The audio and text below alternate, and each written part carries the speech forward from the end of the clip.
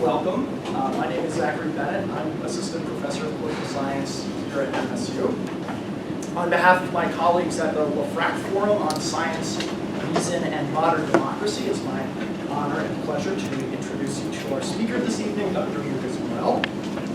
Dr. Morel is the John K. Boardman Jr. Professor of Politics and Head of the Politics Department at Washington and Lee University.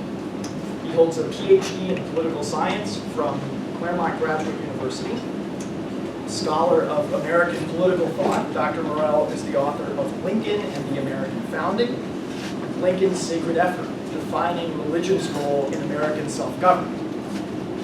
He is the editor of Lincoln and Liberty, Wisdom for the Ages, and Ralph Ellison and the Raft of Hope, a political companion to the Invisible Man. And he is co-editor of The New Territory, Ralph Ellison and the 21st Century. Alongside his scholarship and undergraduate teaching, Dr. Morel has made important contributions to our country's civic life. He regularly conducts high school teacher workshops for the Ashbrook Center, Jack Miller Center, Gilder Lerman Institute, Bill of Rights Institute, and Liberty Fund. Basically, I think if there's an organization that conducts high school teacher workshops, you seem to be there. In addition, he is a former president of the Abraham Lincoln Institute, a founding member of the Academic Freedom Alliance, a trustee of the Supreme Court Historical Society, a consultant on Library of Congress exhibits on Lincoln and the Civil War, and a member of the U.S. Semi-Quincentennial Commission, which will plan activities to commemorate the founding of the United States of America. Dr. Morel's contribution to the civic and intellectual life of this campus this evening will be a lecture titled Frederick Douglass, The Making of an American. Please join me in welcoming Dr. Morel.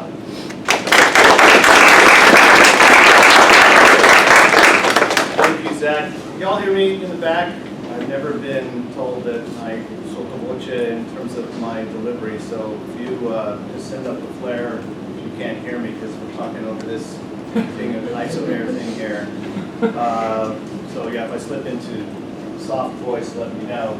I appreciate the invitation to come speak before you guys. Next to Abraham Lincoln, Frederick Douglass is one of my favorites. As mentioned, I teach courses on American political thought. Right now I'm teaching a seminar on Abraham Lincoln, but I usually in the winter, we call it winter in Virginia right now, I usually teach a course called Race and Equality. And so Frederick Douglass looms large in that course for me.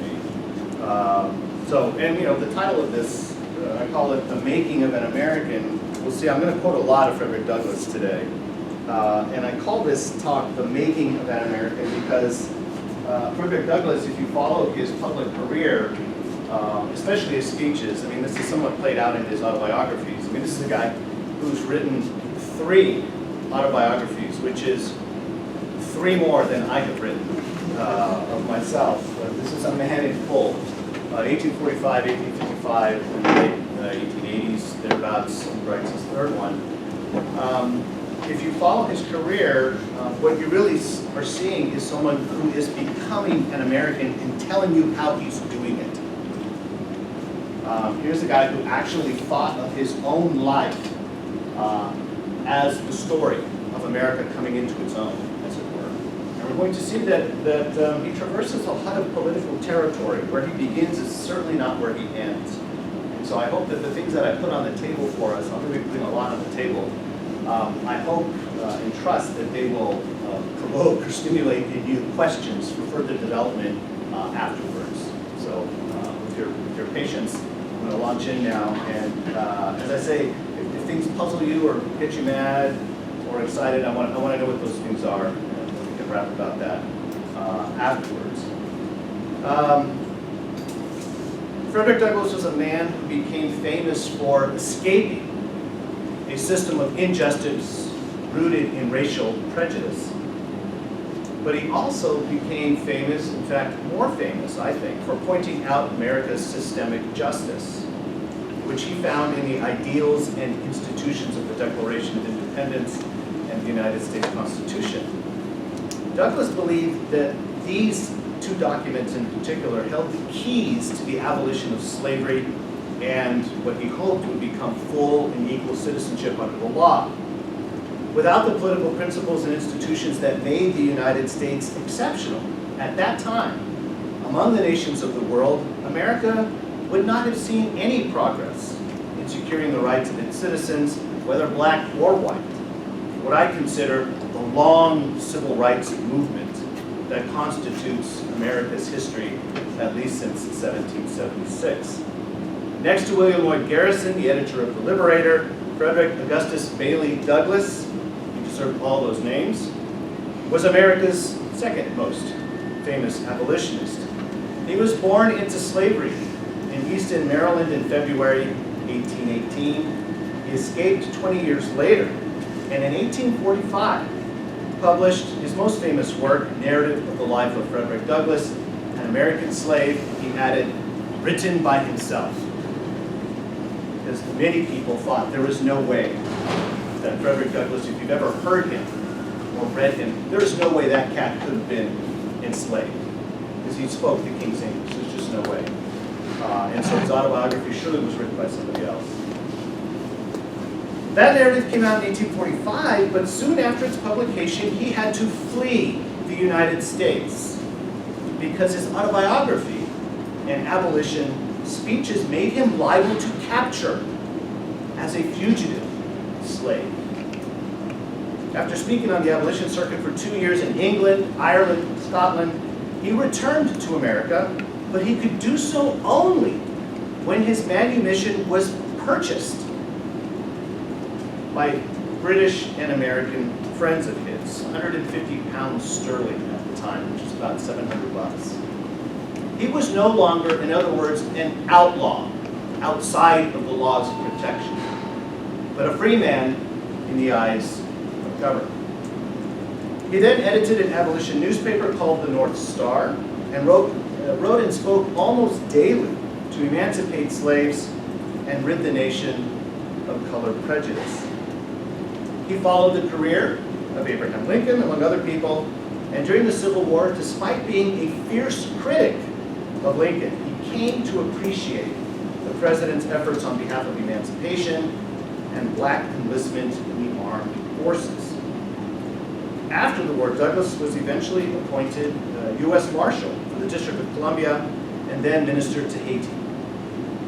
He was a long-time, I would say, an early adopter of women's rights, long-time advocate of women's rights. And he was actually attending a meeting of the National Council of Women in Washington, D.C. the morning of his death on February 20, 1895. A guy who lived in almost every decade of the 19th century. Elizabeth Cady Stanton, a leading activist for women's rights, recalled watching Douglas give a speech. Her words, "He stood there like an African prince, majestic in his wrath, as with wit, satire, and indignation he graphically described the bitterness of slavery and the humiliation of subjection to those who, in all human virtues and powers, were inferior to himself."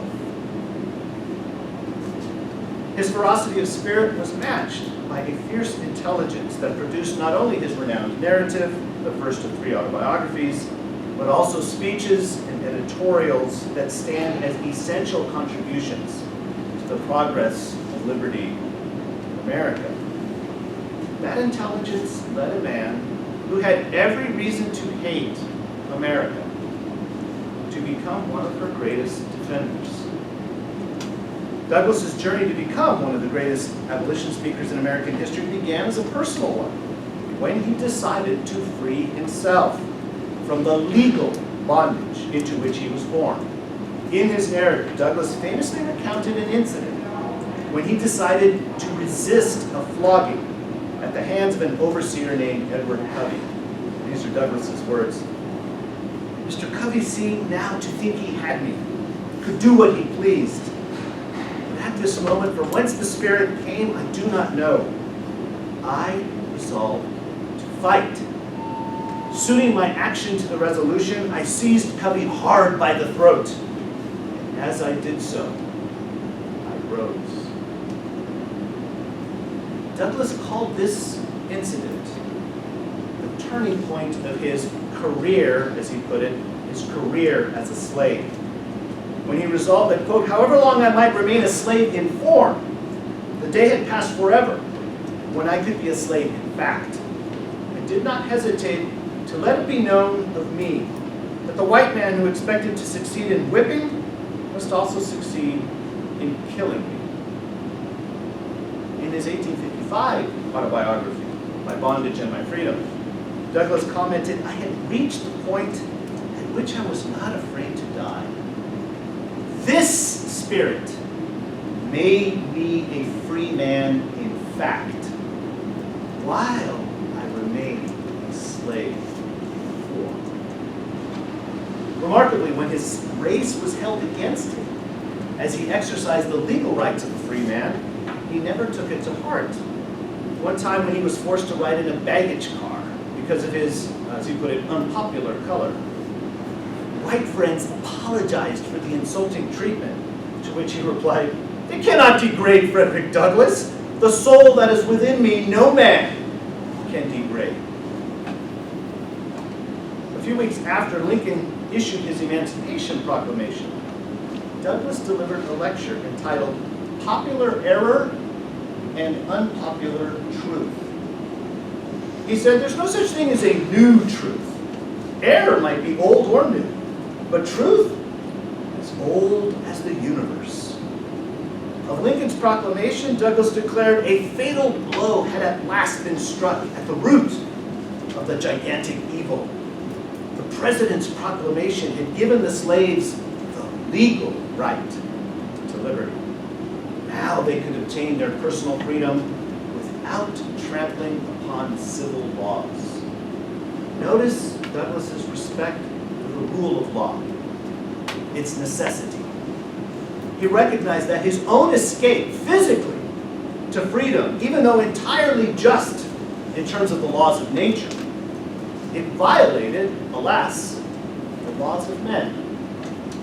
The chief aim of self-government was to make civil laws comport with, as the Declaration puts it, the laws of nature and of nature's God. As Douglass suggests, to act consistent with the laws of nature should never contradict the laws of one's community. Douglass understood the purpose of government was to protect, not deprive human beings of the liberty with which they were born. So he saw the Emancipation Proclamation as securing to those enslaved by man's laws the rights they already possessed by nature, rights that human laws should have been protecting all along. This was an important observation, born of America's own founding as a nation based upon what they understood to be timeless truths. The idea of universal, natural rights was what Douglass considered an unpopular truth. Unpopular because until the 1770s, no nation on earth operated according to what Americans held or professed to be self-evidently true. Douglass said of the Emancipation Proclamation, Mr. Lincoln has dared to apply the old truth of human liberty to this time. He has dared to declare the truth of the Declaration of Independence. So with Lincoln and the American founders, Douglass believed human equality was one of those truths as old as the universe. Under the pressure of a civil war, the self-evident truth that all men are created equal would begin to be secured for Black Americans. But it was chiefly a contest of words, not a battle of arms, to which Douglass attributed the abolition of slavery. Though wrung out by the stern dictates of military necessity, he declared, it was in reality a moral necessity. Without what he called a principle in man which induces him to accept truth, Douglass held out little hope for progress in human affairs. For him, speech, an appeal to right, to reason, and not violence or an appeal to mere might, that held the key to progress for liberty in America. Douglass pointed out that it was slavery and slave societies that required violations of free speech. but he was confident that, quote, truth must triumph under a system of free discussion, end quote. He even affirmed Thomas Jefferson's confidence that error might be left free so long as truth was free to combat it. But Douglas added, equally true, though not always equally manifest, is it that error can never be safely tolerated when truth is not left free to combat it. Freedom of speech for Douglas was no abstract principle, but the very engine of a society that was intended to rule itself by reason, rather than mere force or intimidation. Douglas knew the insecurity of slaveholding societies, which censored the mails of abolition publications, mobbed speakers who argued for emancipation, and even prohibited the enslaved from learning how to read. Douglas's concern for the right to speak, as I say, was no abstract consideration. Forget south of the Mason-Dixon line. In New England, abolitionists like Frederick Douglass, white and black, they faced mobs that tried to shut down their rallies. Below the Mason-Dixon line, slave states employed despotic measures to silence opposition. Douglas said slavery cannot tolerate free speech. In 1860, he said, they will have none of it there, for they have the power. As I mentioned, they censored mails, mobbed speakers, prohibited slaves from learning to read. Describing a free mind as the dread of tyrants, Douglas observed, it is the right which they first of all strike down.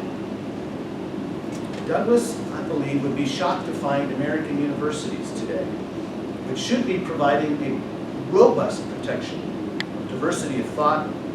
Instead, in certain places, this has been in the news recently, instead they allow the harassment and deplatforming of invited speakers. You guys are doing great so far. Absolutely priceless. Again, Douglas pointed out, it's slave societies that required violations of free speech.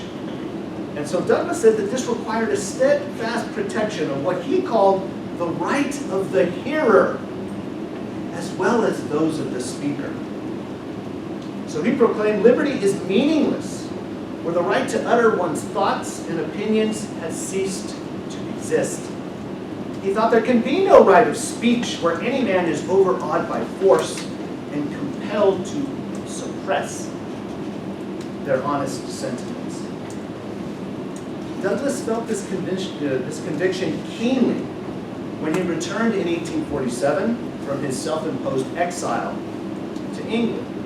While there, he had criticized the American system of slavery and was rebuked for disrespecting his country on foreign soil. We just don't do that.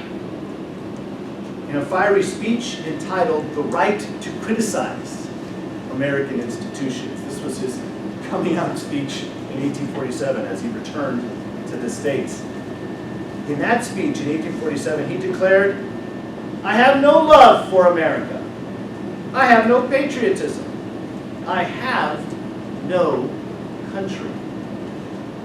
And then asked, "What country have I? The institutions of this country do not know me, do not recognize me as a man." Those institutions were the major shapers of American life: the church, the government, and the Constitution. He named those specifically. Given that slavery could not exist without the cooperation of the northern free states with the southern slaveholding states, Douglas said of the federal government, "I desire to see its overthrow as speedily as possible." It's 1847. What about the Constitution? "Shivered in 1,000 fragments," is what he said. By this point in his speaking career, Douglas was used to being heckled with racial epithets, pelted with rotten eggs, and navigating his way through anti-abolition mobs. And again, this was in New England. His condemnation of the American government and the Constitution in 1847 made him few friends among those not already in the abolition camp. And at that time, abolitionists, this is tough for us to sense or really gain sympathy for or understanding of it. At the time, the abolitionists were not people you invited to your parties. They were really considered a fringe element, a fanatic element of polite society, shall we say. And so Douglas saying this in 1847 when he returns to the country finally as a free man, he held this view until about 1849. He could not love a country that didn't love him. Makes sense? But to his credit, and America's, he did not hold that position for long.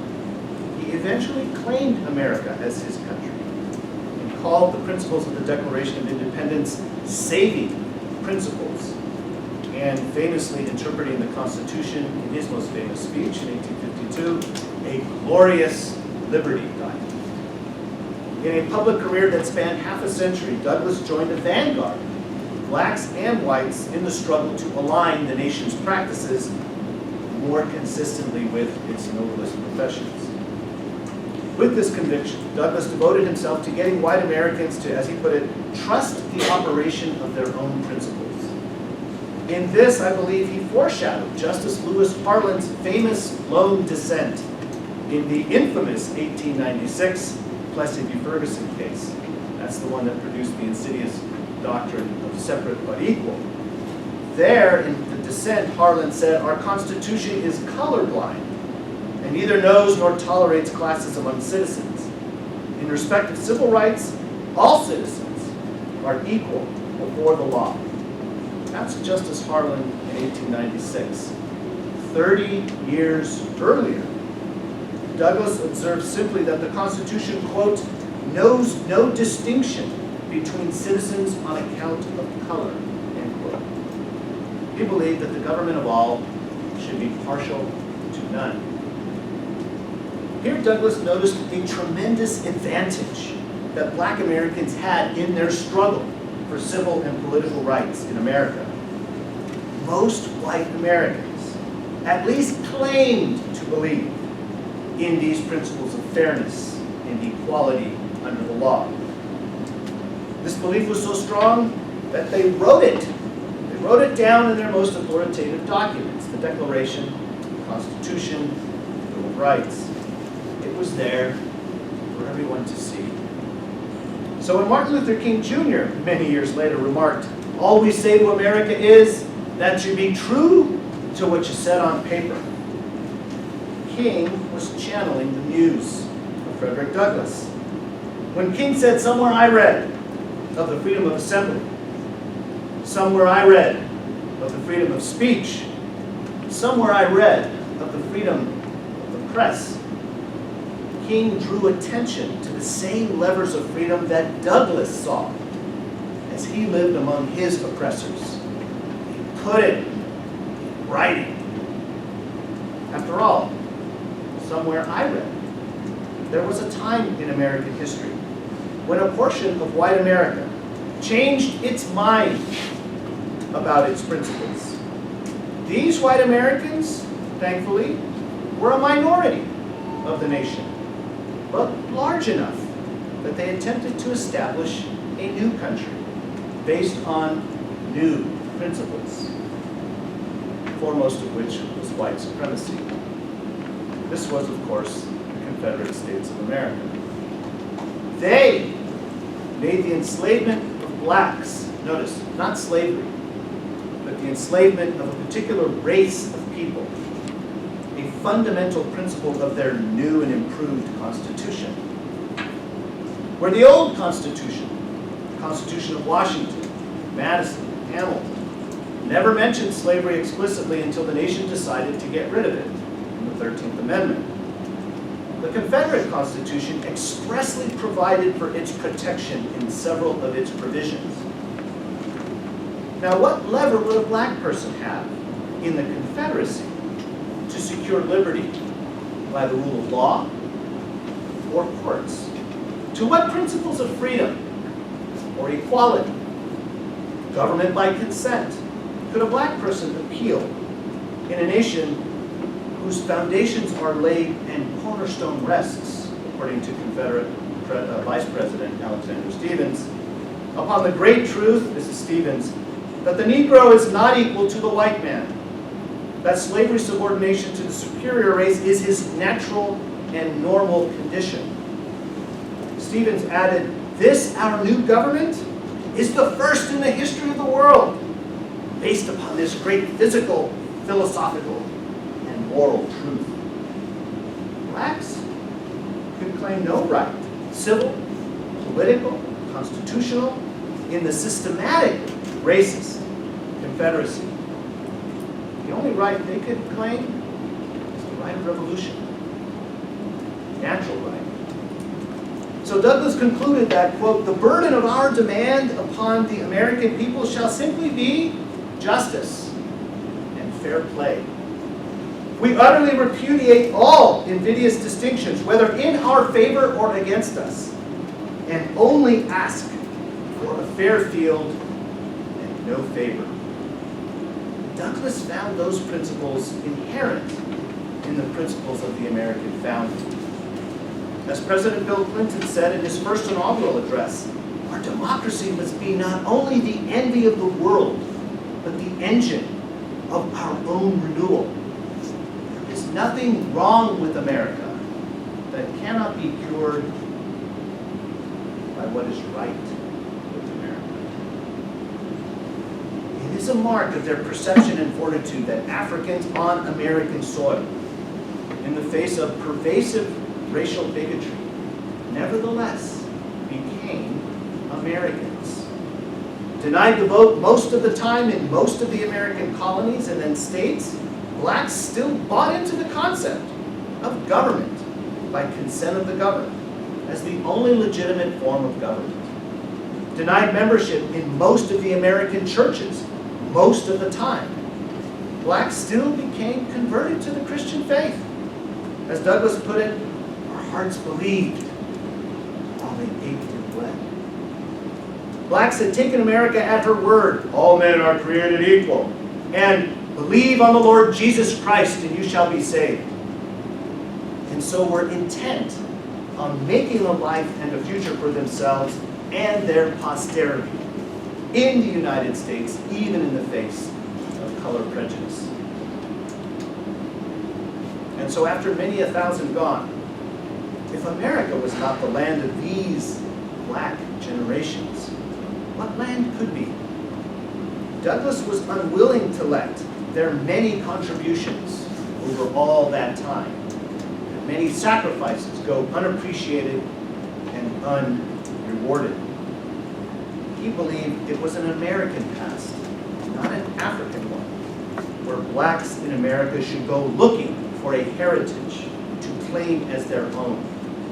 And that past for him included the Declaration and the Constitution. The American belief in human equality and individual rights led Douglass to reject appeals to black Americans to recover a supposed African past. A steadfast opponent of black colonization or emigration back to Africa, as Marcus Garvey famously would champion, Frederick Douglass discounted the value of reclaiming an African heritage for blacks in America. All this native land talk is nonsense, he said. The native land of the American Negro is America. This argument against mass emigration of blacks away from America can be applied to African heritage arguments that Douglass believed, quote, weakened the Negro's hold on one country, end quote. I think this is an important observation of Douglass's. For much of white American practice, legal and social, gave black Americans plenty of reasons not to love the land of their birth. Douglass, however, placed great stock in how much blacks had contributed to the growth and development of America, despite the inhospitable and many times ungrateful country. And so given all that Douglass did to promote the uplift of blacks in America, he was not a fan of what was known at the time as race pride. He called it a false foundation and a positive evil. He proclaimed it the very thing we are fighting against. For the better part of American history, black Americans wanted nothing to do with a color line that separated them from the rest of the American population. Douglass wrote that it was our enemies who sought to deepen and widen the line of separation between the white, as he put it, the white and colored people of this country. Given that blacks had always been a numerical minority in the United States, color had never been a help to them. His argument against race pride also led him to criticize what he called complexional institutions. So a decade before Lincoln was even elected president, Douglass argued, quote, all distinctions founded on complexion ought to be repealed, repudiated, and forever abolished. Every right, privilege, and immunity now enjoyed by the white man ought to be as freely granted to the man of color. So he thought that what were known at the time as colored conventions, colored exhibitions, colored associations and institutions, he thought that these were hindrances rather than helps in achieving a higher and better estimation in the public mind of blacks as a race. Now, to be sure, white prejudice, north and south of the Mason-Dixon line, would compel blacks to form complexional institutions as a stopgap measure. But Douglass argued that this short-term resort to black organizations and institutions was in principle not ideal. It's not good, because it reinforced a racial mindedness that we needed to get away from.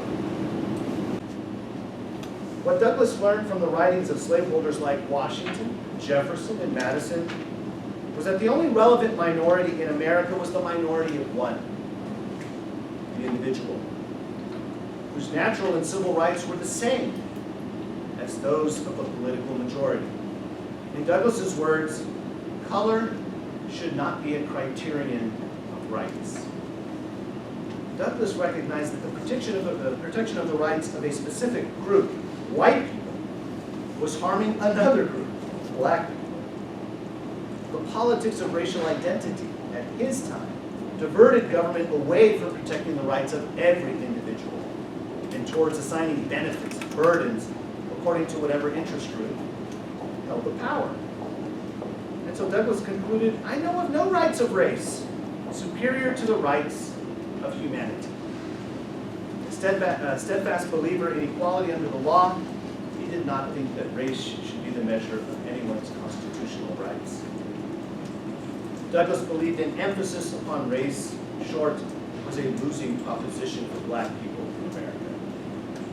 Instead of equal protection of the laws, Douglass declared, you laid down a rule for the black man that you applied to no other class of your citizens. So when he was asked the misbegotten, to be clear, the stupid question, what shall be done with the Negro when free? He hated that question. He answered, let us alone. Do nothing with us, for us, or by us, as a particular class. I affirm that the broadest and bitterest of the black man's misfortunes is the fact that he is everywhere regarded and treated as an exception to the principles and maxims which apply to other men. Douglass argued that as long as blacks were seen and treated as exceptions, color prejudice would continue, and they would never be seen and accepted as full members of the American community. This, of course, requires a little more explaining. Did he really mean to be left alone? Do nothing? He went on to explain. All I ask is give him a chance to stand on his own legs. You see him on his way to school? Let him alone. Don't disturb him. If you see him going to the dinner table at a hotel, let him go. You see him going to the ballot box, let him alone. Don't disturb him. If you see him going into a workshop, just let him alone.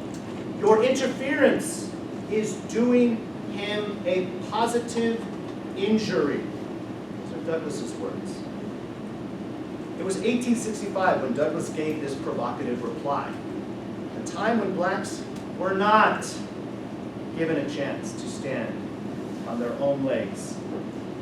And Instead, they were harassed, persecuted, and even killed in their attempts to learn, to eat, to vote, and to learn a trade.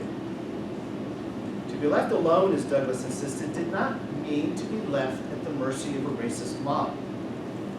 It meant to be protected by government, no more, no less, than every other American citizen.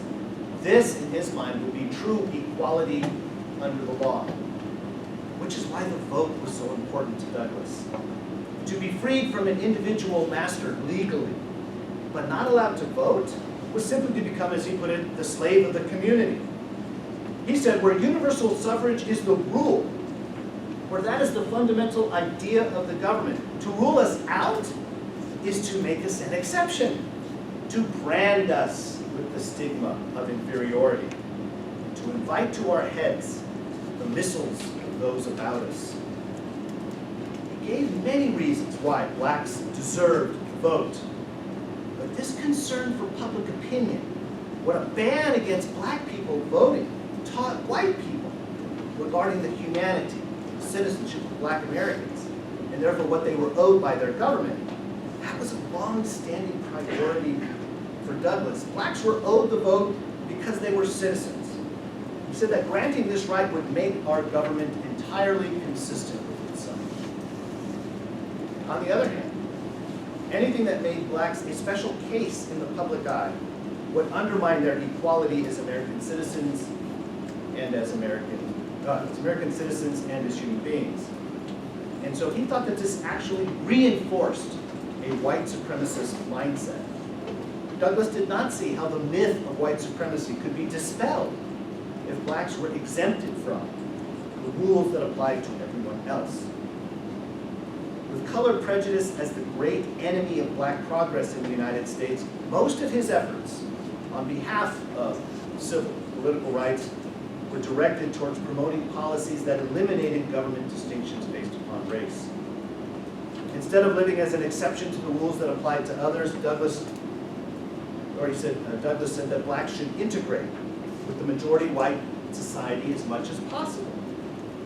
They should endeavor, quote, to make themselves and be made by others a part of the American people in every sense of the word. Whites needed to recognize that their destiny was tied up with the destiny of blacks. And so he encouraged black people to avoid what we call today self-segregation. His answer: we should distribute ourselves among the people, build our houses, where if they take fire, other houses will be in danger. Common dangers will produce common safeguards. Near the end of his life, he put it this way: it is better to regard ourselves as a part of the whole than as the whole of a part. It is better to be a member of the great human family than a member of a particular variety of the human family. For Douglass, the way to eliminate racial bigotry was to become part of the wholeness upon which America was founded. And so this led him to preach principles of human equality and the rights of American citizenship. The extent to which race remains a part of our laws and institutions may explain why we fall short of reaching unity as American citizens, achieving that elusive una out of the pluribus that is our manifest diversity as a people. As we reflect upon the life of Frederick Douglass, may he serve as a guide for our own time. I believe that in honoring Douglass, we honor the best America has to offer in the service of human equality and in the service of our constitutional way of life. Thank you.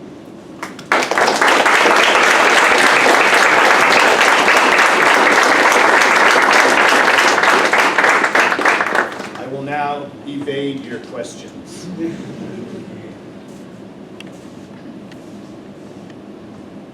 First one's always the hardest, and then it gets the ball rolling.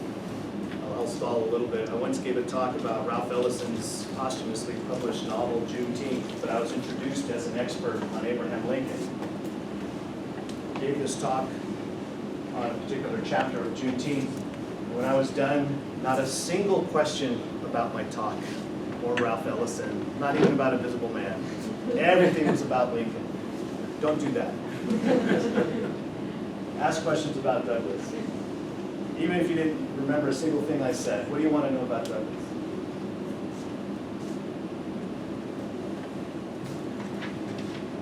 What encouraged you to, what encouraged you to focus on like Frederick Douglass and tell his story? Yeah, I got to Douglas by way of Lincoln. And so invites another question, well, why did you get into Lincoln? I got into Lincoln because I got interested in rhetoric, political rhetoric as an undergrad. I took a course called Political Rhetoric, starting with Aristotle's Gorgias and making our way through world history, if you will. And we got to the Lincoln-Douglas debates, and I was mesmerized by what I learned about Lincoln. And I just kind of, the hook was in. Wrote my honors thesis as an undergrad on Lincoln's second inaugural address, so 70 pages on 4 paragraphs. Don't try this at home. And I just stayed with Lincoln, but what I loved about Lincoln was he was teaching me about this country. But I learned that there are other people that can teach me about this country. Ralph Ellison is one of them, great novelist. And then I got wind of Frederick Douglass and got his angle on the American founding. So that's how I came to Frederick Douglass. So I teach a seminar on Abraham Lincoln called Lincoln Statesmanship. You can tell I can take a side in that one. It's not Lincoln's politics, not neutral. It's Lincoln's statesmanship. I'm persuaded. But I make it a fair fight. We read a bunch of pro-slavery guys in there, abolitionists, etc. But I also teach a class that I call Race and Equality. Frederick Douglass is a significant portion of the reading, shall we say. But we read Du Bois, we read Malcolm X, King, Booker T. Washington, Augustus Washington, and a number of other black political and social leaders. So yeah, I strongly encourage, if all you've read of Douglass is the first autobiography, the narrative, it's usually how people come to it, especially in high school because it's so short. Quickly make your way to the speeches. Pick up any decent one-volume edition of Frederick Douglass. Just start anywhere. As I say, he speaks and writes the King's English. It's beautiful. He quotes Shakespeare more often than Lincoln does. And Lincoln loved Shakespeare. His favorite play was Macbeth. There's another hand. Yeah, well, thank you for your talk, first of all. I was wondering if you could say a bit more about why Douglass changed his mind on the Constitution. That's a great question. And to go from 1847 to the shivers to what's the Yeah, I mean, that's the big question for folks who are interested in Douglass as a guy who first believed and in a rock-rigged way, believed that the Constitution was emphatically pro-slavery. To shift in a matter of years to saying in his 1852 speech, "What's the slave is the 4th of July," where he says it's a glorious liberty document. What happened? Okay. A couple of things happened. One, he comes back from his sojourn, his self-imposed exile to the UK, and starts a newspaper with another black political activist named Martin Delany, who's pro-colonization until he came back and served in the Union Army during the Civil War. He and Martin Delany published a newspaper called the North Star. And so in publishing that paper, Douglass said, man, I got to come correct. In other words, as Ralph Ellison once put it, even homeboys have to do their homework. And so Frederick Douglass just started digging more, started reading more. And it wasn't that when he was a protege of William Lloyd Garrison, the most famous abolitionist, a white man, but the most famous abolitionist in the United States, if not the world. When he was a protege of Garrison, Garrison was all, this Constitution is, what was on the masthead of the Liberator? No union with slaveholders. When the South would threaten to secede, he's like, be my guest, let our erring sisters go. That way the blood isn't on our hands anymore. We don't have to apprehend fugitive slaves and return them to you. When he was a protege of William Lloyd Garrison, he saw and read and interpreted the Constitution the way John C. Calhoun interpreted it, as a pro-slavery document. He started doing his own reading, editing his own newspaper, thinking a lot more deeply on the subject, and among the readings were authors like Lysander Spooner, William Goodell, and a benefactor named Gerrit Smith. And in reading these guys, he said, huh. Oh, and also, in 1835-ish, Madison's papers become public. Madison made a point of saying that he did not want his notes, he didn't want to have his papers made public until after his death. And so when they became public, pro-slavery and anti-slavery and abolitionist groups mined Madison's writings for fuel for their side of the issue. And that famous line, "No property enslaved," that's Madison, explaining how he and others made sure that when slavery is referenced in the Constitution, they don't use the word slave. And Madison's explanation is, a generation from now, or two, once slavery is gone, future generations won't be able to look in the Constitution and know that we had ever had slaves in our midst. That was the thinking. So while Southerners like Yancey from South Carolina were trying to get the word actually in the document, so it would be totally clear that the federal government not only can't use its power to get rid of slavery, it has to use its power to secure it. Madison's like, we're going to use the word person every single time. Three-fifths compromise, non-importation clause, fugitive slave clause, persons, persons, persons. So Frederick Douglass is reading Madison, he's reading everything, and he is realizing, wait a second, this whole time we've been interpreting the Constitution as being pro-slavery, for a document and a government that is supposedly so emphatically on the side of slaves, why don't they ever use the word? Isn't that weird? Wouldn't you think, if it was really important, you'd actually say it? You'd actually write it? Where's the mission statement in the Constitution? That whole "we the people" thing, right? All right, you want the political science term. The preamble. The preamble, where's slavery in it? That's what's general welfare. What's the closing line? The blessings of liberty to ourselves and our posterity. Douglass says, boy, if I didn't know any better, this describes a document that's Republican, small r. That wasn't meant as a laugh line, but that's cool. That's cool. I'll try to do it on purpose. See how it worked? If the mission statement is in the preamble, why don't they mention slavery? They mention liberty. This is a document devoted to liberty. Gee, glorious liberty document. Now, if we had more time, I'd get into the weeds in terms of how Douglass now interprets the passages that, quote unquote, everybody knows refers to what? Slavery. The Three-Fifths Compromise, the Fugitive Slave Act, the Non-Importation Clause. Right? Reading Goodell, Smith, and Lysander Spooner, Douglass is persuaded that the Constitution should not be interpreted by intentions of any so-called framers or founding. Because remember, when it was drafted, it might as well have been drafted in a black box. Right? No press releases. Washington harshes on them when somebody leaves their notes, and he leaves the room knowing that nobody in front of Washington is going to admit, those are mine. And Washington leaves the room. No leaks. It emerges from the Constitutional Convention as if it just came out of a black box. But whose Constitution is it? I don't care that Washington's name on it. His name on it. It had to become the American people's document. And so in the ratifying conventions, and in those debates, and in the public discussions of it, that's how it became ours. Washington's signature didn't, that wasn't the good housekeeping seal of approval that made it ours. And so Douglass said, whether this person or that person had any intention when they wrote in this or that clause, that Constitution's this generation's Constitution, and therefore it's our responsibility to govern ourselves under it as best as we can understand it. Madison himself made sure you couldn't consult his notes to interpret this or that clause. And if you consulted his letters, he's explicit why he did that. But his intentions, if you will, might be relevant historically, be interesting to know, but in terms of the actual operation of the thing, that was left to the generation and the subsequent ones who make it their government. And so Douglass thought,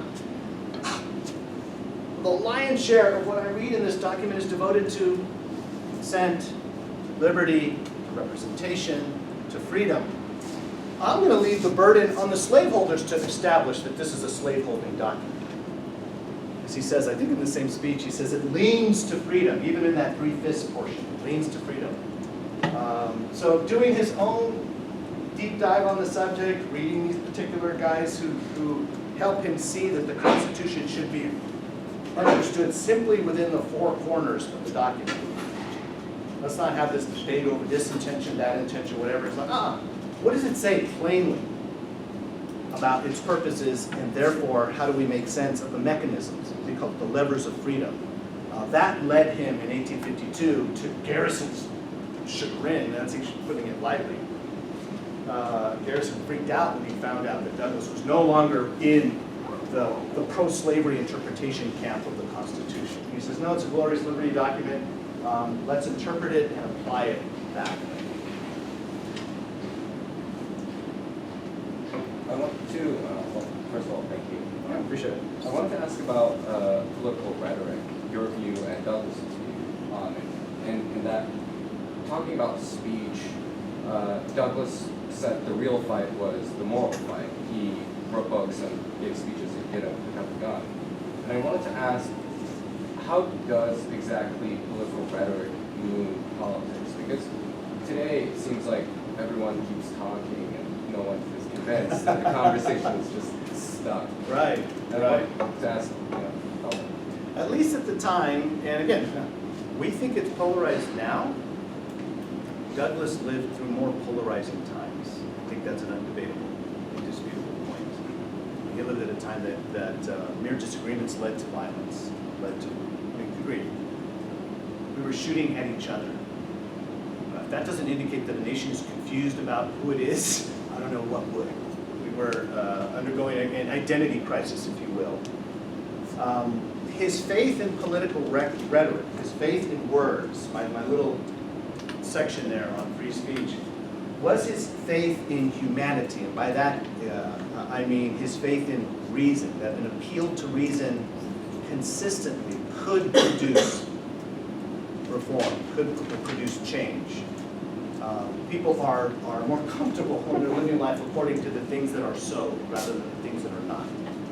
And so, whether it's his time or our time, the battle for public opinion is really a battle over terms. And Douglas thought that at least the leverage he had as a black American, as a member of a numerical minority in a country where the numerical minority doesn't rule, it's the numerical majority that does. Of course, refined through the Constitution, all that Federalist Papers stuff, right?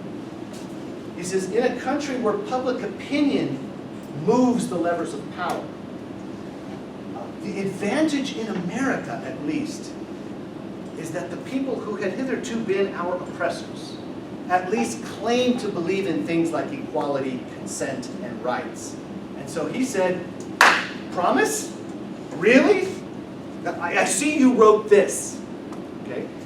In other words, we would have a much more difficult task ahead of us, an entirely different conversation, if those ideals and principles weren't there. And in fact, as I point out, in the Confederate States of America, they said, well, let's be clear here. The government exists for white people to control blacks. Let's make that clear. And they did. Racial slavery, as Alexander Stephens put it, is the cornerstone of the Confederate Constitution. So at least Douglas thought the best thing we've got going is we don't have to find principles from Japan or Turkey or France or anywhere else. They're here! Rightly understood. And so he did what Lincoln did, was invite the American people back to that conversation. Lincoln claimed that all men are created equal, actually included black people. But Jefferson's a slaveholder. Yeah, go figure.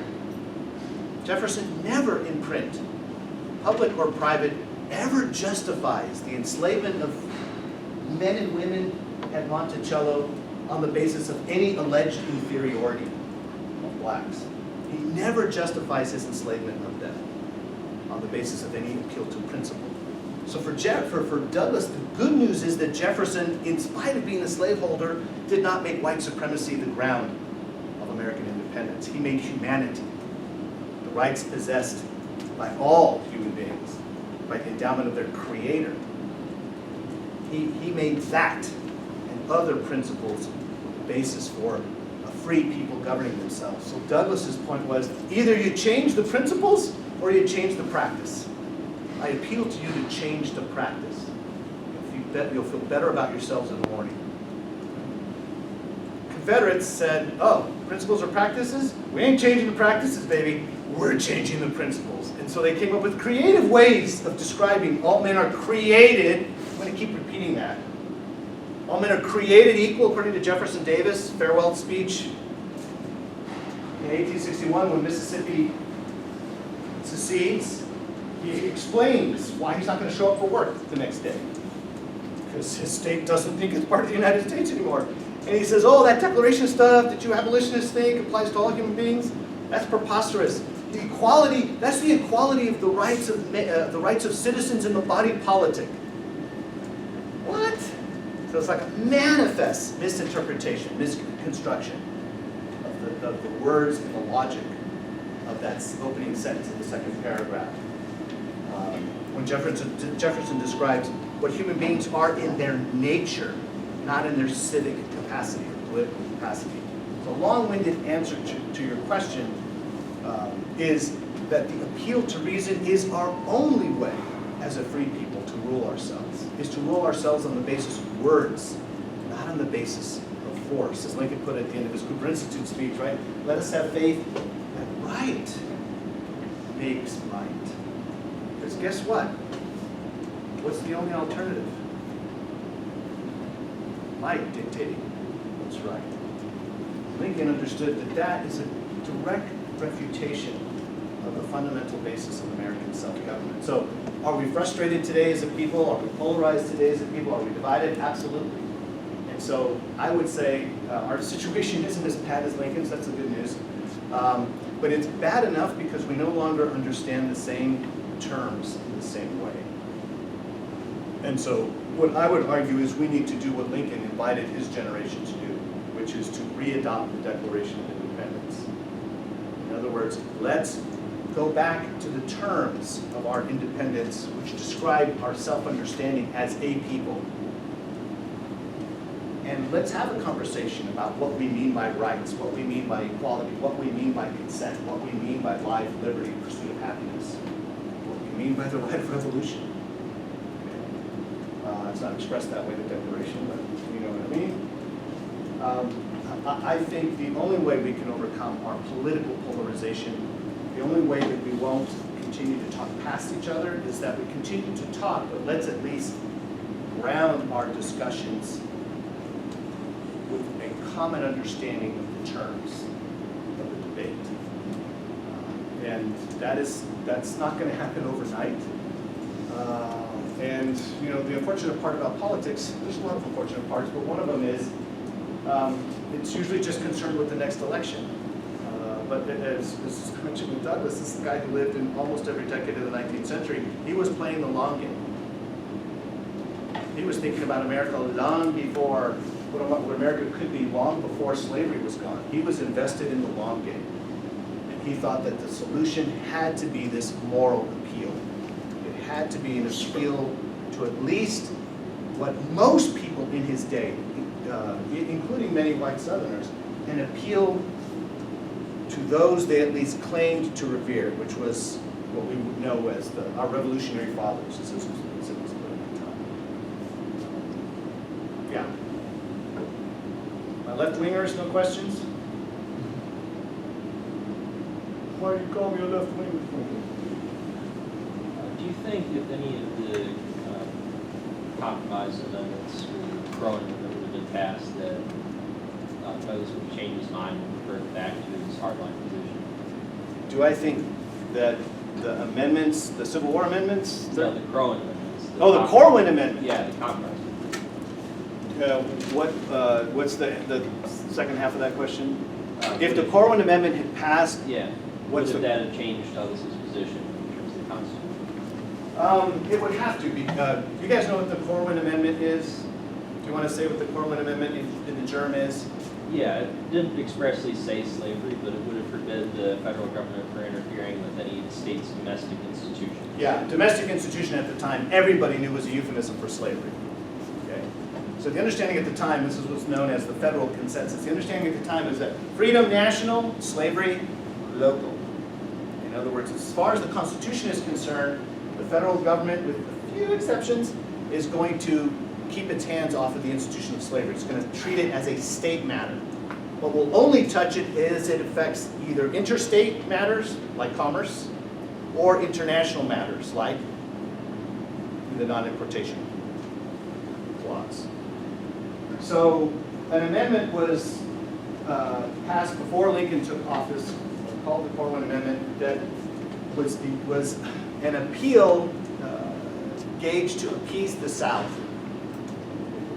so that they wouldn't be afraid of Lincoln taking office and using federal power to deny them the right to enslave black people. So it didn't use race, it didn't use slavery, it used the euphemism of domestic institutions. And it was to make explicit that, look, Congress can't touch this. It's a state matter entirely. Lincoln, in his first inaugural address, says, you know, I haven't looked at this, but from what I gather, this is what this amendment does. And given that I don't think that that tells us anything new about our present interpretation of what the Constitution can or cannot do with slavery, if the people want it, so be it. And of course, the president has no authority when it comes to amendments. Lincoln was reminded of this, he knew this, but he was reminded of this when the 13th Amendment gets passed. He gets his name on it. Writes Abraham Lincoln.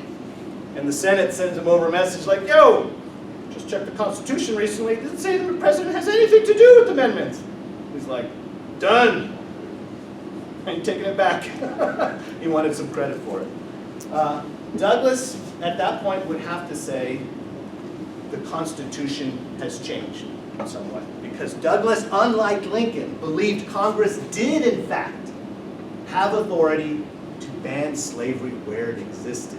Remember, the Republican Party never believed that. What did the Republican Party believe? What was its genesis? Is that Congress has authority to ban slavery where? Only in the territories. To stop its expansion. But no self-respecting, decent Republican ever argued that Congress had the authority to actually ban slavery where it already existed. It's a domestic institution. State institution, if you want to say state instead of domestic.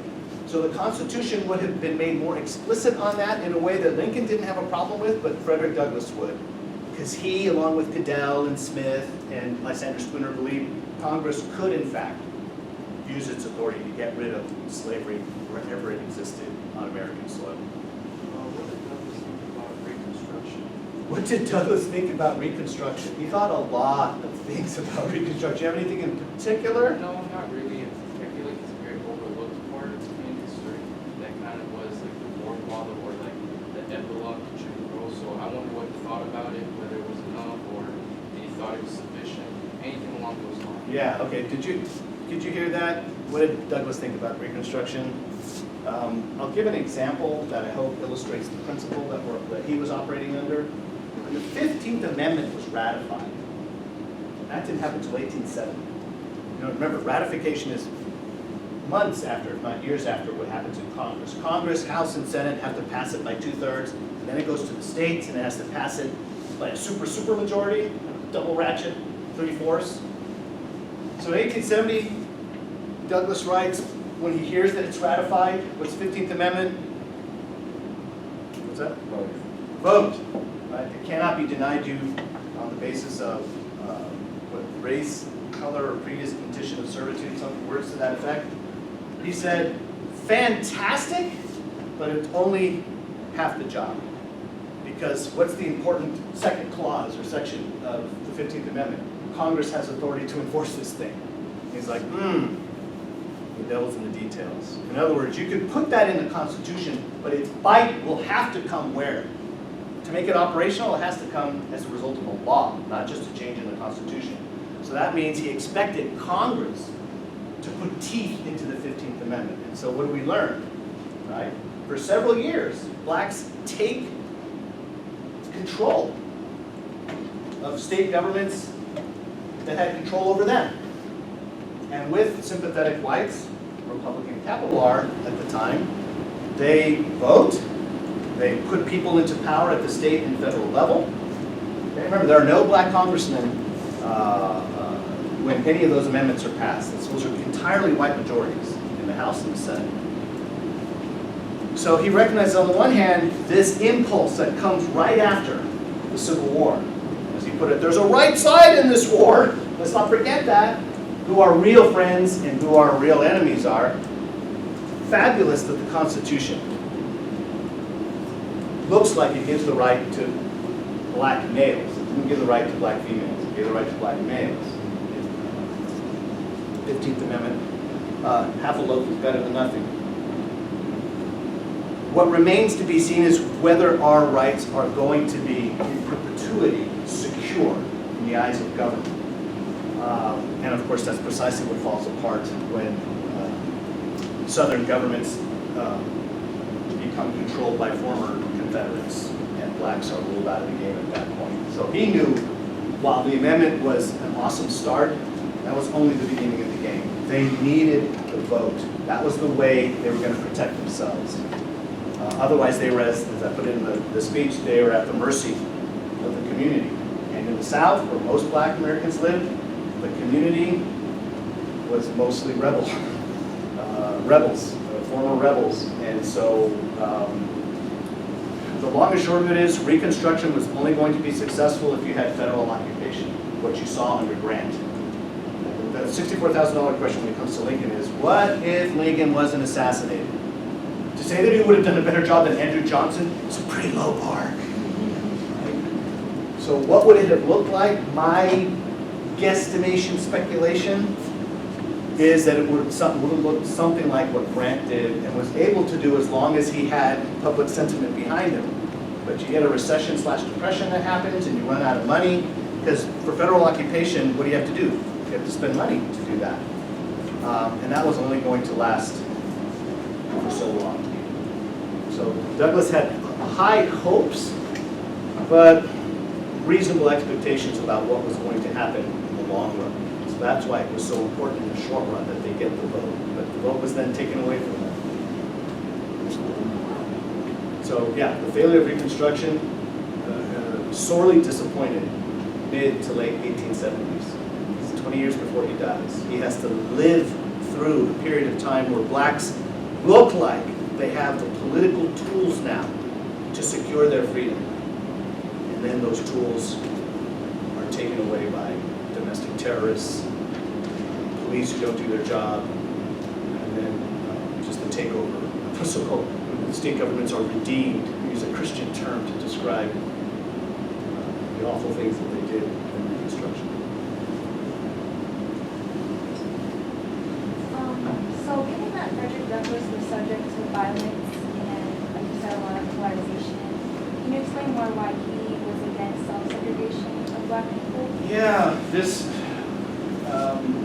why Douglas was against self-segregation, if in fact it was because of his race that he was persecuted against and actually got caught up in some mobs that wanted to do physical violence to him against Massachusetts, not even south of the Mason-Dixon line. Why was he against self-segregation? One thing that is not talked about a lot, I'm more of an expert on Lincoln, and I spent some time on Douglas, but if I spent more time on Douglas, I would write more about this, is the role of public perception for him. He said, going forward, our security as black Americans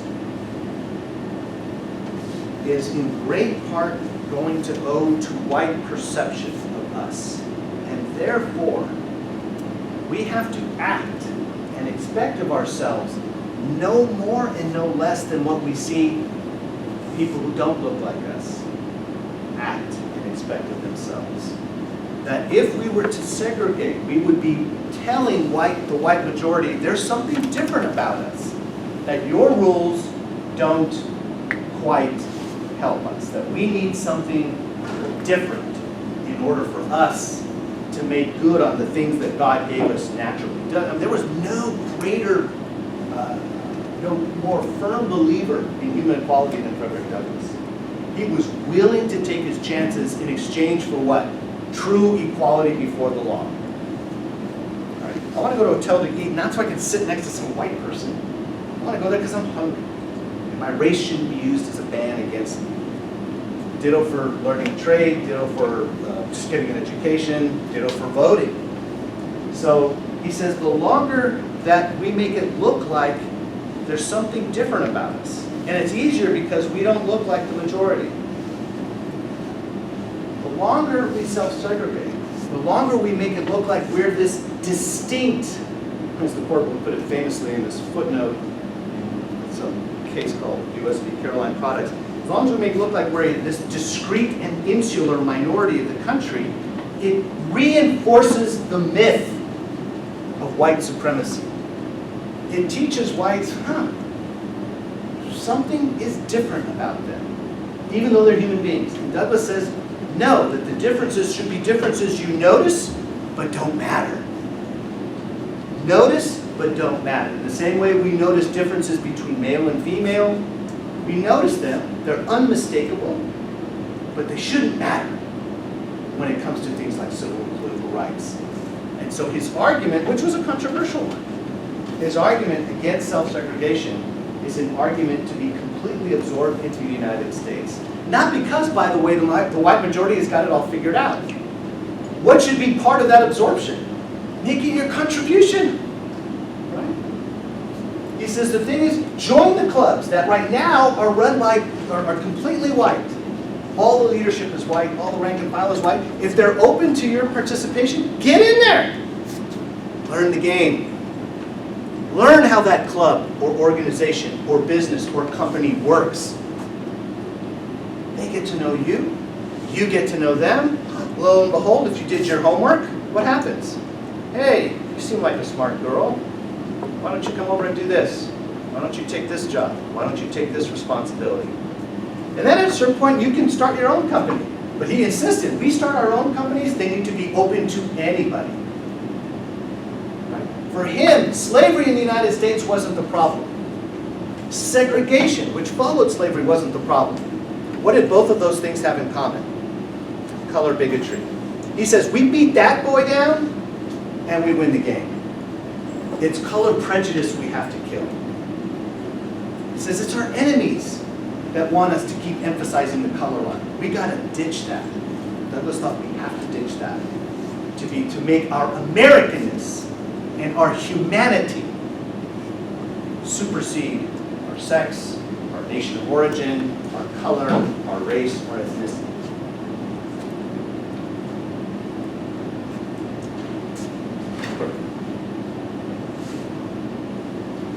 Could you say more about Douglass and Lincoln's disagreement concerning whether it was admissible under the Constitution of Congress to prohibit slavery where it existed? I'm curious to learn more about the argument, the constitutional argument that Douglass makes for that. What's his argument against Lincoln and the Republicans? Yeah, the argument there is just a simple disagreement over the meaning of the Constitution. Douglass, I would have to say Douglass's interpretation of the Constitution is, shall we say, more creative than Lincoln's is on this subject. It's manifestly understood that even though they don't use the word slave, in those sections that we refer to, or those clauses that we refer to as slave compromises, it was understood that slavery was the institution that was being dealt with there. And Lincoln just wanted to be true to the intention and history about that. He said, but for those compromises, we would not have gotten the Constitution. So in Lincoln's mind, it wasn't some blind loyalty to the founders or some blind fealty to the original intenders. It was just a manifest historical fact that, and this we do know from Madison's notes, South Carolina, North Carolina, and Georgia, but especially South Carolina. It's always South Carolina. What's up with that? Any of you guys from South Carolina? Sorry to harsh on you, but facts is facts. They would have walked. They would have walked. So the grand, debate would be, what if we had called their bluff? What if we said, oh, you don't want to be part of the U.S.? Good riddance. Get out of here. Right? say goodbye to Georgia, say goodbye to South Carolina, say goodbye to North Carolina. What would the United States have looked like? Two nations. What would that have looked like over time? Two nations, two sets of treaties, two sets of allies. Guess what Europe would have done with that? Principle of divide, conquer is what would have happened. But this is open to speculation, the thing that historians hate to do. I'm not a historian, so I do it all the time. I speculate. Lincoln thought the good we were able to do, we would not have been able to do more. To have grasped, he put it this way, to have grasped for more would not have been to gain any more, but to lose the whole thing. Had we insisted to the Carolinas and Georgia, sorry, Congress is going to have authority over slavery, and if you don't like it, don't let the door hit you on the way out. Had we done that, Lincoln said, that would have exploded the convention. And the character of this country, I believe, based on speculation, would have been very different. And so Lincoln said, we have to honor that original compromise. And Douglas just absolutely refused on that. He was like, if it was true, this is the best we get from Douglas, if it was true that that had to be done to get the Constitution, we are many generations since that compromise. And so that the effect of that compromise and the concessions we have had to make over slavery have now outlived their usefulness. And we have now a right, as this current generation operating under this Constitution, we have the right to interpret it in the way that we think is most consistent with our noblest aspirations. And therefore, those clauses, if there is sufficient political majorities, which is what he was working on, with speeches and editorials, if there's a sufficient majority to interpret those clauses as no longer applying in a way that protects slavery, so be it. In other words, the only way those compromises could be self-respecting compromises is if we recognize that they were temporary. Douglas used the metaphor of a scaffold. That if it was true that these compromises were made with state slavery, then they were made only the way you use a scaffold to erect a building. That when you're done with the building, what do you do with the scaffold? We leave it there, because it's really, no, it's outlived its usefulness. Get rid of the scaffold. America, many generations after the 1780s, no longer needed the scaffold. We now needed to make good on our moral obligation to wean ourselves off of the institution of slavery. That's Douglas's response. And he addresses this in his speech on the Dred Scott case in 1857, in an 1860 speech called The Constitution Pro-Liberty or Pro-Slave. He gets into more of the weeds of that in subsequent speeches. So, after the Glorious Liberty document, or speech in 1852. Can I follow? No. Sure. In a way, it seems to me the fact of the Civil War is evidence that the compromise that Lincoln thought was needed at the time of the founding was still needed. The Southern states thought the Republican Party, now that it's in power, is going to, I mean, you could say the Southern position kind of conflated Lincoln with Douglas in a way. These guys just want to do away with slavery. Yeah, Lincoln said it's got to be put on the course of ultimate extinction. Yeah, and so we're gonna exit, and then there was a war. I don't know if Douglas Again, South Carolina. address this issue. I mean, do you think he would have said, okay, fine, let's test whether this compromise is still necessary, and if it turns out that it is still necessary, then we'll fight these 7 states and we'll destroy the institution of slavery by force, if that's what it takes. Well, it's manifestly clear that Douglas wanted the Civil War to be an abolition war from the jump. And Lincoln pledged that during peacetime America, March 4th, 1861, before the firing on Fort Sumter, that happened a month and a half later, Lincoln said, I'm not gonna touch it. The Republican Party says we're not gonna touch it, but we do insist that if we can get political majorities in the Congress, what can we do?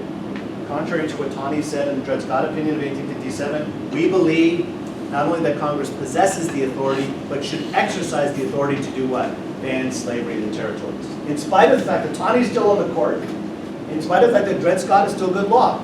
Guess what happens April 16? April 14, April 16, somewhere thereabouts, but not 15. 1862, Congress, during the Civil War, banned slavery in the District of Columbia. Even though Dred Scott is on the books. June 19th, not Juneteenth, that happens later. But June 19th, 1862, Congress banned slavery in all the territories. Wait, Supreme Court said Congress doesn't have this authority. Lincoln's Congress said, oh yes we do.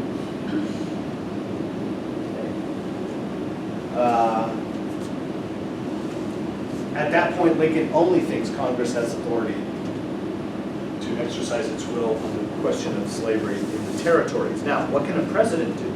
In a time of peace, can't touch slavery. In a time of war, and if you want to know his explanation, read his 2 Emancipation Proclamations. The preliminary one, September 22nd, 1862, and then the final, what's known as the final proclamation on January 1st, 1863. At that point, he says, upon military necessity in a time of actual armed rebellion against the federal government, the president can emancipate slaves in any rebel-held territory. Tennessee doesn't appear in the Emancipation Proclamation because by that point in time they're back under Union authority. The only senator from a state that seceded from the Union who continues to do his job, Andrew Johnson. So, yeah, I mean, that Lincoln thought, you know, that he thought the safest way to emancipate slaves we had to rely on the states. And the 4 slaveholding states that stayed loyal to the Union, Maryland, Kentucky, Missouri, and Delaware, on 3 different occasions, Lincoln appeals to them, beginning with Delaware in November of 1862, November, December, and then March and July of 1861, and then March and July of 1862, he appeals to the so-called border slave states, and he says, look, Congress will loan you the money. Adopt a program of gradual emancipation. If you do that, the Confederacy no longer has a hope that you will join them. And they all reject it. Lincoln says, look, it's cheaper. It's cheaper. I mean, he moves beyond it's the right thing to do. He says, it will save us money. This war is costing us. I mean, it says nothing of the lives that it's costing us, just the treasury. It will be cheaper for us to buy our way out of this thing. Gradual manumission policy where you will reimburse, pay slaveholders to give up their slaves. And get rid, not just liberate slaves, but get rid of the institution. Those are 2 separate things. So Lincoln, his plan A, B, and C was always, let's get the states to do it. That's the safest, most secure, constitutional way to do it. And when all those ways fail, the war's not going well, after the Battle of Antietam, which was arguably a Union victory, Lincoln issues his preliminary Emancipation Proclamation. It says 100 days from now, January 1, those states who come back into the Union, I won't liberate your slaves. Not a one of them, of course, takes them up on it. How much of the optimism did Douglas have, like considering there's a sense of moral clarity in his writing speeches, which often seems to go against, you know, somewhat prudential questions. You know, you would think like question like self-segregation, it would be more prudential. The likes of that time were self-segregating themselves and having all these kind of race pride and whatnot. But on the other hand, you know, he is deeply concerned with like practical solutions. Yeah. You know, with the creative reading of the Constitution. But on the other hand, he seems to have this kind of moral clarity in which, where, you know, it doesn't matter whether it's practical or not, but it matters more that this is the right principle we have to stand up for. That principle be stated. Yeah, so, yeah, I guess my question is, like, how much optimism he had for his, like, moral clarity and morally clear actions be. He had- I guess, implemented. He had a superhuman optimism. When the Dred Scott opinion is ruled 7-2. Now that's not unanimous, but it ain't a split decision. 7-2 is a pretty powerful majority. He says, I can't be more optimistic. And what gave him optimism is, even though the court ruled by a supermajority that blacks couldn't sue in a court of law because they were not and are not and never could be considered citizens of this country, there was a reaction to the opinion. It would have been harder for Douglas to be optimistic if that ruling passed and no editorials were written, no speeches, no rallies, no political parties arguing against it. The opposite happened. So he's like, not just the institutions of this country and its principles, the Declaration of the Constitution, but there is a moral conscience out there among the white population. Not all of them, but a sufficient conscience there that took umbrage over what Tawney did in that opinion. And Douglas said, the court can say it, but they can't define ultimately what God intends for all human beings. So his optimism, even when things went well, he never attributed it to a particular person. Lincoln, when he talked about and eulogized Lincoln, which he did a number of times, he would say that Lincoln was instrumental, but he was kind of like the tip of the spear. In other words, Douglas thought that as the walls between nations were coming down, he just had this supreme confidence that more and more that the principles that were eternal, universal, he called in the Declaration saving principles, eternal principles. He just thought human beings resonate to truth more than they resonate to falsehood. It's not that they can't be faked out. It's not that they can't be deceived. And so he thought that Lincoln was riding a wave of global liberalism, if you will, even though it was a long time coming for the rest of the world. So his was not a blind optimism, but he thought God was at work, and he thought morality, when it was free to be spoken and read, that's why free speech was hugely important for him. He also needed that to inform and equip the vote. He thought his faith was not in a particular man. His faith was in what I'm calling global liberalism, just the march of freedom. So he had a kind of what the historians call a Whig notion of history, that progress was in kind of a way ineluctable. What's the way that King put it, borrowing from Theodore Parker? The arc of the moral universe is long, but it what? Bends towards justice. I think King got something of that from Parker and from Douglas. He just thought that there was a moral economy to the universe. Whatever your notion of God is, he thought we're not just here, willy-nilly, acting arbitrarily. He thought that the light of education was spreading. And in some places it was taking hold quicker than others. And in the United States, as long as he was free to publish a newspaper, free to give a talk and dodge blows in the process, as long as there was free speech, error can be defeated by truth. And he devoted his life to that.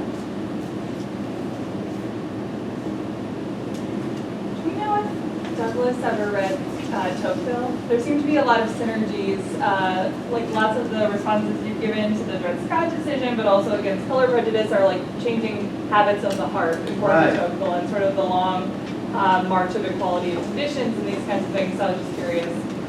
I have read a lot of Frederick Douglass, and I don't recall him citing Tocqueville, which doesn't mean he didn't read him. Like, for example, Lincoln never read John Locke, but he's very much a Lockean. I mean, he got his Locke from Jefferson. What Democracy in America, 1835, 1840, right? Volume 1 and Volume 2. What's happening for Douglas at that time? This lifelong project of self-education, right? Did he ever come across volumes of Tocqueville? And I don't even, when was who are my Tocqueville people? When was it translated into English on Americans? When did Americans have an English translation of Tocqueville? It's pretty good. Oh, okay, so more or less antebellum America, okay? I don't recall him ever citing Tocqueville. So I mean, if there's an affinity there, it's It's like, who are the two guys who invented calculus, right? Newton and that other guy, Leibniz? I'm sorry, German, right? Leibniz. Second vowel, not the first one. They apparently independently created calculus. So I'm equating Tocqueville's political philosophy with calculus, but if he comes to the same conclusion, it's incidental. I don't know that he read Tocqueville's Democracy.